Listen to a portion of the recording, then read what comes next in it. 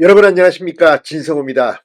윤석열 전 대통령의 형사재판 첫 번째 공판기일에서 윤 전 대통령은 직접 마이크를 잡고 약 42분간 자신의 혐의에 대해서 전면 부정하는 진술을 했습니다.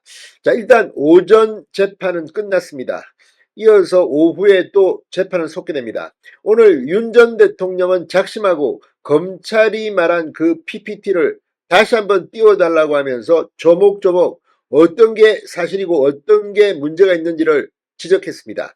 오늘 윤 전 대통령은 준비를 상당히 많이 한 것으로 보입니다. 그동안 언론에 보도됐던 것, 이런 것들, 공포에 질린 일부 군인들이 허위 사실을 말했다는 취지로 말하게 됐습니다.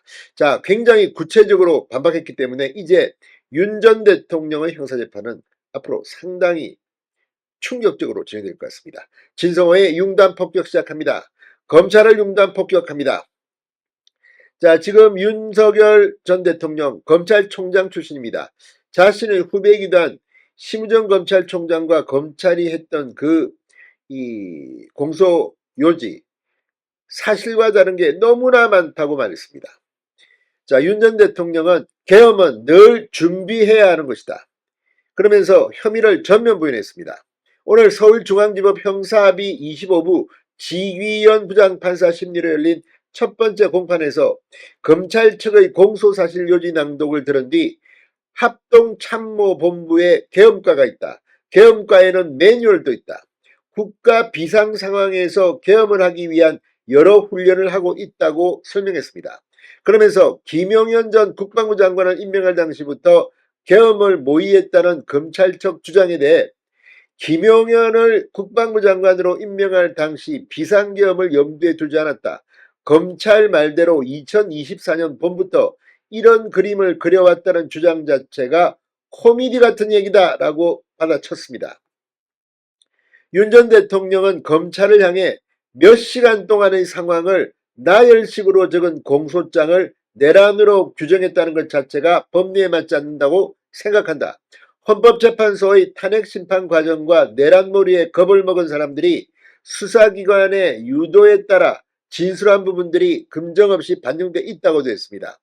실제 이 계엄군으로 출동한 이 전직 사령관들이 민주당 의원의 유튜브에 나와서 발언한 내용들이 그대로 있습니다. 이것에 대해서 헌법재판소 재판 과정에서 상당히 많은 것들이 다툼이 있었습니다.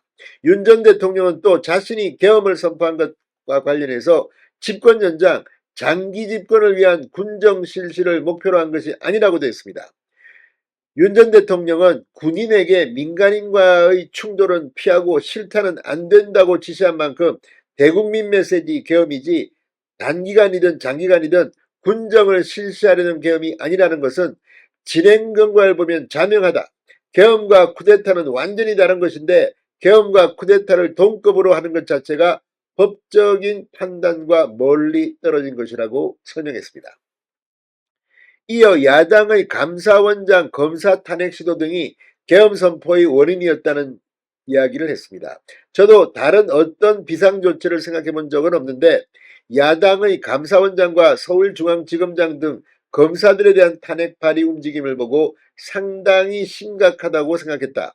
그냥 넘어갈 수 없는 상황이라고 판단했기 때문에 대통령이 가진 헌법상 비상조치, 계엄 선포를 통해서 헌법이 지정한 권력자인 국민들에게 확실하게 알리고 직접 나서기를 바라는 마음에서 이런 조치를 생각했다고 설명했습니다. 또 더불어민주당 당사 여론조사 꽃에 군을 투입하라는 지시도 한 적이 없다고 설명했습니다. 곽종건 전 육군 특수전 사령관한테 말했다는 거는 내가 모르는 거니까 아는 부분만 말하겠다. 민주당사와 꽃은 제가 지시한 바도 없고 이런 이야기를 듣고 즉각 중단시켰으니 내가 언급할 문제는 아니다 라고 말했습니다. 윤 전 대통령은 선입견을 방지하기 위해 직접 띄우면서 하면 좋겠다 라면서 검찰의 프레젠테이션 자료를 모니터 화면에 띄워달라고 요청한 뒤 검찰의 진술 내용을 짚어가며 조목조목 직접 반박하기도 했습니다. 윤 전 대통령 발언에 앞서 검찰은 윤석열 피고인으로 지칭하겠다며 모두 진술을 시작했습니다. 검찰은 국정 상황에 대한 윤 전 대통령의 인식, 비상계엄 사전 모의와 준비 상황을 언급하면서 윤 전 대통령이 국헌문란을 목적으로 폭동을 일으키기로 했다고 주장했습니다. 검찰은 경찰과 계엄군의 국회, 선관위 등 투입 사실을 조목조목 언급한 뒤 폭동성이 강하게 발현된 지역은 경기 수원, 선거연수원, 여론조사꽃 등이다. 검사는 이와 같은 피고인의 내란 우두머리 혐의에 형법 87조를 적용해 기소했다고 설명했습니다.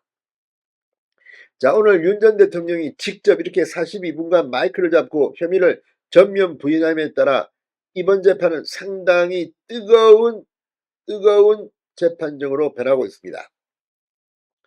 자, 아무튼 윤 전 대통령 오늘 상당히 차분하면서도 자신만만하게 검찰의 공소 요지를 반박했습니다.